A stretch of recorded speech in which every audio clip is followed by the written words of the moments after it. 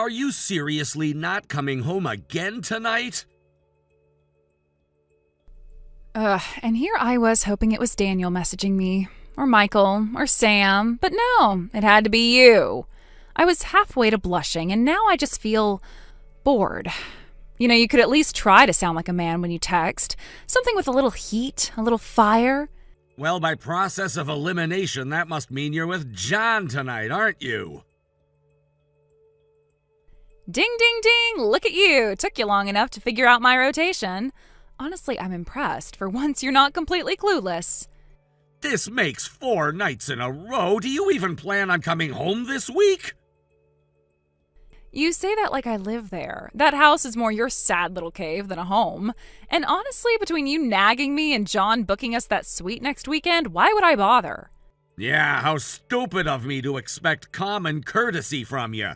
By the way, you left divorce papers on the table yesterday. Now you're texting like none of that happened? Oh, that? Please, that was a penalty. You didn't have dinner ready when I came home, and the living room was a disaster. Honestly, the vibe was off. I just thought you needed a reminder of how easily I can destroy you. You can't keep threatening divorce every time you get annoyed. It's manipulative and exhausting. Oh, I'm sorry. Are you not enjoying the emotional roller coaster that is being married to me? I'm the one deciding not to divorce you, and that's the real gift here. You should be thanking me for my mercy. Mercy? You cheat openly, you vanish for days at a time, and now you're claiming it's a favor to stay married? Yes, because I could destroy your life with a single signature. Let's not forget you work for my father's company. You lose me, you lose the family, the connections, your career, and the nice shiny title they let you pretend you earned. You really think I married you for your last name? I think you enjoyed what came with it. You got the car, the promotion, the sleek new wardrobe. You became someone people actually noticed, and it's all thanks to me. And now, in return, I get to live exactly how I want, doing what I want with who I want. First of all, whom? Second, does this mean you're saying I should accept all of this just so I can keep a job? No, I'm saying you should stay in your lane. Be a good little boy. Keep your mouth shut and keep collecting your perks. I get John tonight, Daniel in the morning, and Michael on Sunday. And you? You get to keep pretending we're some kind of power couple. Isn't that enough? You're flaunting your affairs like they're status symbols. You do realize infidelity has legal consequences, right? Oh my God, the drama. Go ahead, call a lawyer. Let's see who wins that war. You'd better have deep pockets and thicker skin than you've shown so far. I'm not afraid of you. Not anymore. You should be. You divorce me, you don't just walk away. You fall. You fall all the way down. No job, no support, no future. And the best part? No one will care. Because everyone in that company knows who really holds the power, and spoiler alert, it's not you. Maybe I'd rather lose everything than keep living like this. Did you ever think about that? Oh, please, you've gotten used to the taste of luxury. You're not walking away from that. I'm giving you a deal. Keep your mouth shut, stop playing the wounded puppy, and let me live my life. You make one wrong move, one pathetic little complaint, and the next time the divorce papers won't be symbolic. They'll be certified, signed, and filed.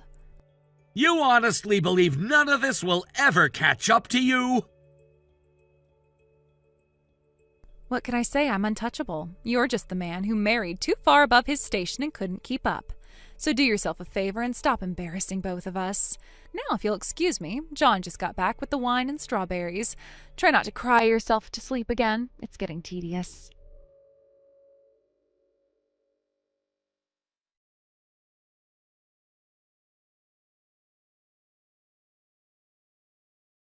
When did you get back to the house? I just got in a little while ago. Why is there another divorce form on the table? Oh, that? It's your penalty. You were being a bad little servant yet again. I walked inside and what did I find? Nothing. There was no dinner, no flowers, no sense of welcome or gratitude for my staying married to you. It was like returning to a motel room with a manager who wears cologne that just smells like broken dreams and disappointment. I didn't even know you were coming home. You didn't say a word about your plans. How was I supposed to have dinner ready for you? If you wanted to stay my husband, you should have anticipated my needs. Do I really have to spell everything out? A proper partner would have had a bottle of wine open and something French simmering on the stove. Right. So do me a favor and help me understand the rules of this little game of yours. You vanish for 4 days, waltz in unannounced, and I'm the one penalized for not reading your mind? I'm not playing anything. I'm just holding you to a higher standard. Think of the divorce forms as, performance evaluations, and you're currently failing. Whatever. Are you coming home tonight? No, tonight is Daniel's night.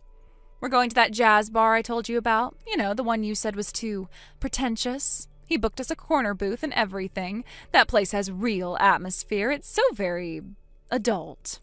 I think you missed a few letters on the end of your sentence there, namely E, R, and Y. Anyway, I thought you should know. I'll be leaving early tomorrow. What? Where are you going? Oh, are you pretending to care now? I'm going out of town on business. It was a direct assignment from your father. Oh, how romantic. A week without you. Just imagine the peace and quiet I'll finally get. Just so you're aware, I won't be home. No meals, no bath drawn, no one to clean up after you. Poor baby. You're not going to be around to play housekeeper. I'll manage. In fact, I already have the week fully booked. Monday is Michael, Tuesday is Sam, then Daniel again, then John's flying in on Friday. Honestly, you leaving just opened up more time for me to live my best life. This is sick. You're treating our marriage like a clearance calendar for affairs. And you're still pretending it's a marriage. That's cute. You really don't see how close this is to collapsing from beneath you. Oh, I see it just fine, but you're not going anywhere. You'd never risk losing what you've got. We both know it.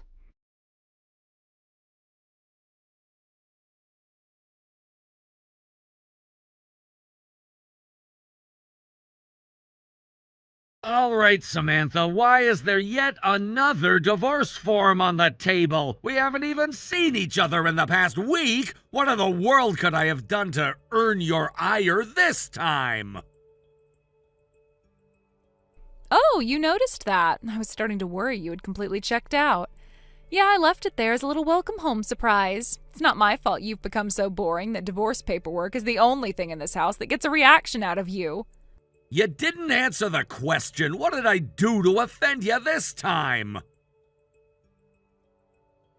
Don't play dumb with me. I found your little toy, the one you so cleverly stashed under the bed, as if I wouldn't notice.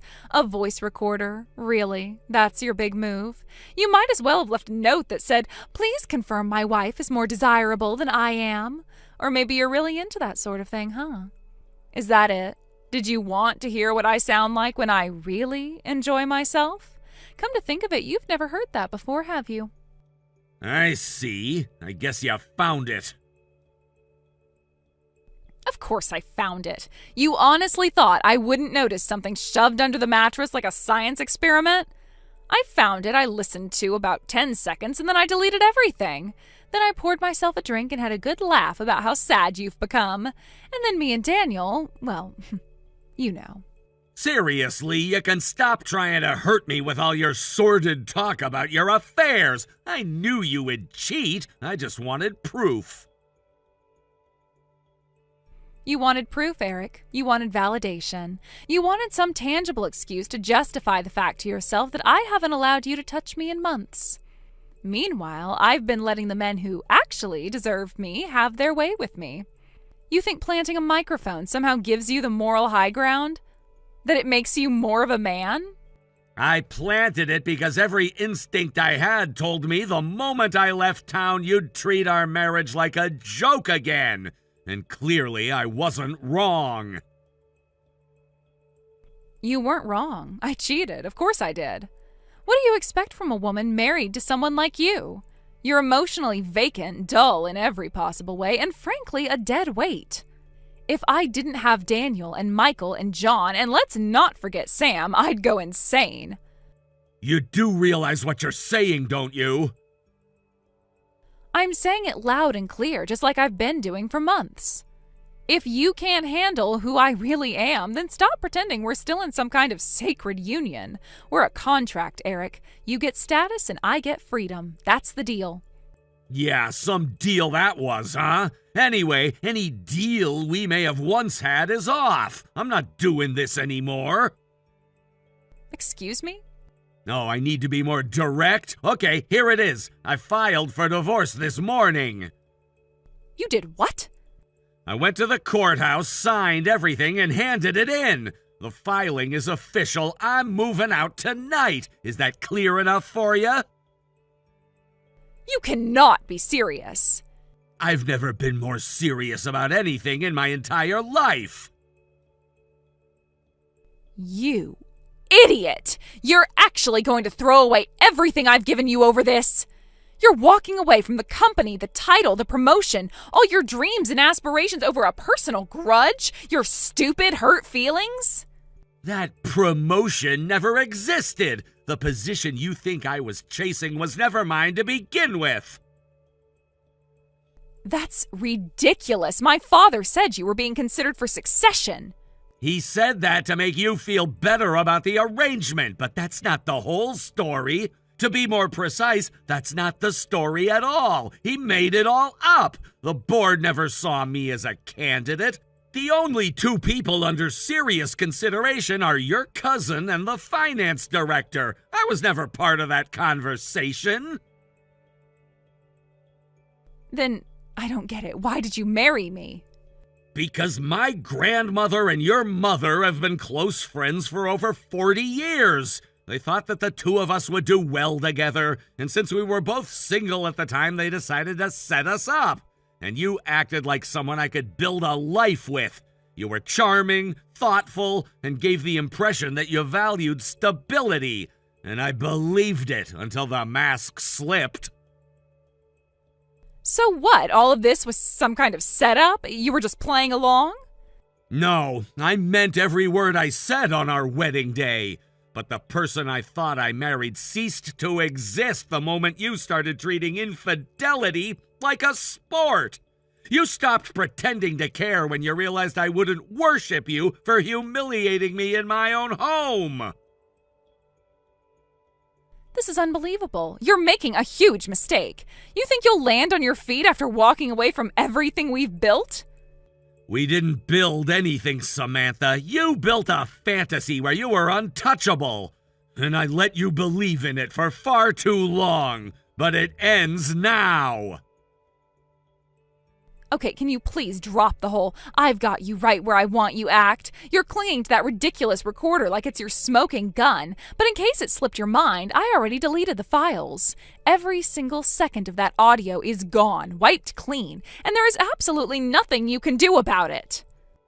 Did you really think I was that poorly prepared? The recorder was a decoy, something I placed knowing full well that you would find it.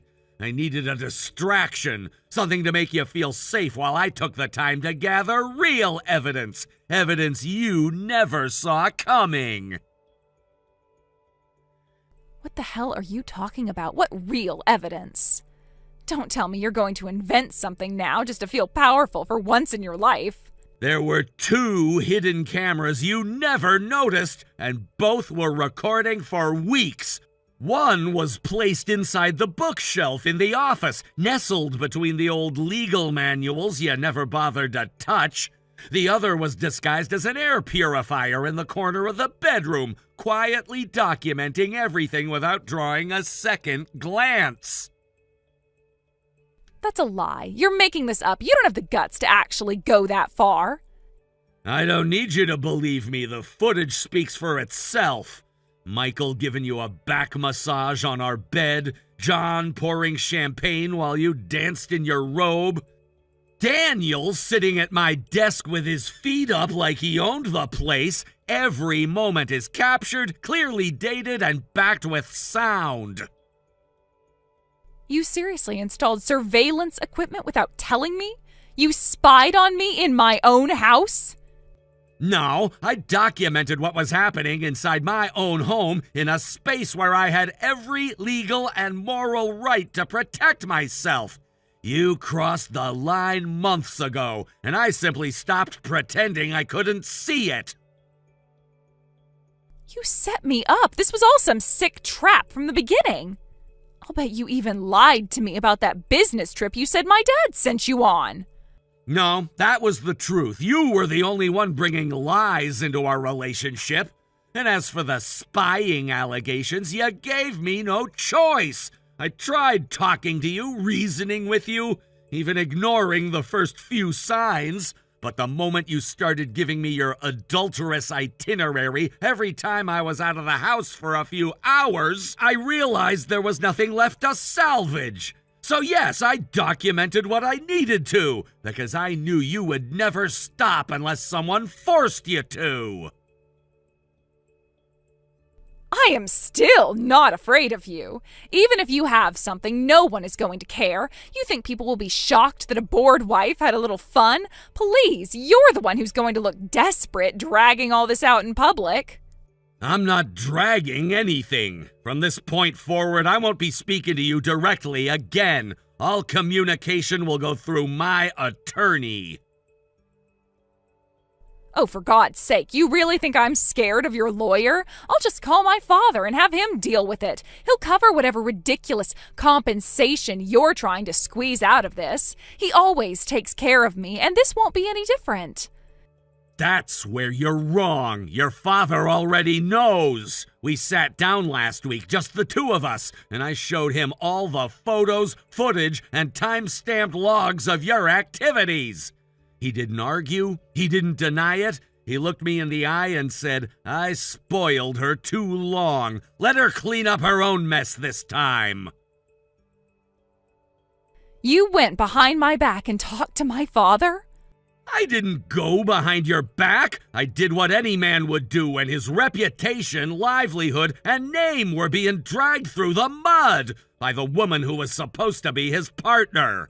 Your father said you needed to face the consequences for once in your life, and that he would no longer be shielding you from the fallout. He was very clear about that. No, he wouldn't say that. He's always backed me. He doesn't just cut me off like that. He has, and I think deep down you know exactly why. Eric, listen to me. Maybe we don't have to go through with this. I was actually planning to come home next week. I've been thinking a lot, and I might finally be ready to settle down. Yeah, I think it's time to stop all of this. We can start fresh, just the two of us. We can put this all behind us and live happily ever after. You had every opportunity to make our marriage a happily ever after story from the very beginning, and each time you chose your own selfish desires over me. I don't believe a word of this. You're not ready to settle down. You're just afraid of facing the consequences. That's not true. We had good moments, right? You're willing to throw all of that away? What we had was a performance, and I'm finally stepping off the stage. Then let's talk at least, face to face. No lawyers, just us. My attorney's name and contact information are in the letter I left on the living room table. If you have anything further to say, you can direct it to him. Eric, please, wait. Just talk to me. One more conversation. We don't have to end it like this. Yes, we most certainly do. It's game over, Samantha.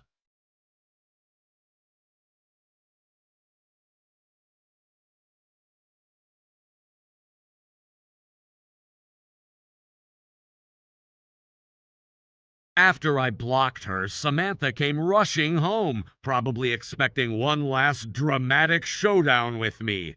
But I was already gone. Instead, what she walked into was something else entirely. Her parents, standing stiff and silent, and right beside them, the wives of the three men she'd been seeing. They came as a group, unified, prepared. Each one had something to say, each one had evidence, and none of them were interested in excuses. When she reached out to her boyfriends for backup, every single one of them turned their back on her. Turns out loyalty wasn't part of their arrangement. Last I heard, she's living alone in a cheap apartment on the outskirts of town. She's working day and night just to keep up with the lawsuits. Her family cut her off completely. The friends she used to flaunt have disappeared. I saw her once. She walked right past me without even noticing. Hair was a mess, eyes hollow, and clothes 2 sizes too small. The woman who thought she held all the cards ended up with none. Thank you for watching. Please subscribe and hit the like button. See you next time.